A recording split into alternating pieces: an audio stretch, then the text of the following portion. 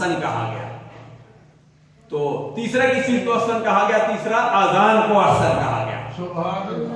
اور 24واں پارہ پڑھیے. اللہ فرماتا ہے وَمَنْ أَحْسَنُ قَوْلًا مِّمَّنْ دَعَا إِلَى اللَّهِ وَعَمِلَ صَالِحًا وَقَالَ إِنَّنِي مِنَ الْمُسْلِمِينَ.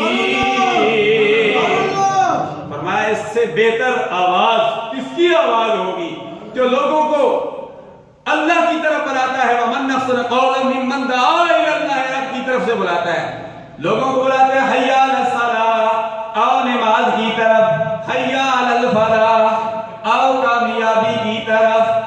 اللہ نے اذان دینے والے کو بھی احسن کہا ہے. تین چیزیں میں نے بیان کی ہیں، وقت اجازت نہیں دیتا، تھوڑا سا دو رہنے دیتا ہوں. ساری چیزیں نہیں بتانی چاہیے، تھوڑی سی بھوک بھی ہونی چاہیے. ہم کھانا بھی اتنا کھاتے ہیں کہ ہمارے گلے تک پہنچ جائے. تھوڑا سا ایک حصہ کھانا، ایک حصہ پانی اور ایک حصہ خالی بھی رہنا چاہیے. یہ سرکار کی سنت ہے. اور کھانے میں سرکار نے جو کو بڑا پسند کیا ہے. جو کو میرے پاس اکثر مریض آتے ہیں، میں ان کو تلبینے کا مشورہ دیتا ہوں. میں ان کا کوئی بیماری بھی ہے تلبینہ استعمال کرو، انشاءاللہ ساری بیماریاں رفع ہو جائیں گی. تلبینہ ہوتے ہیں جو کا دلیہ، چند چیزیں اس میں کھجور، بادام اور شہد، یہ چند چیزیں اس میں پڑتی ہیں، یہ تلبینہ بن جاتا ہے. پھر دودھ وغیرہ ڈال دیے تلبینہ.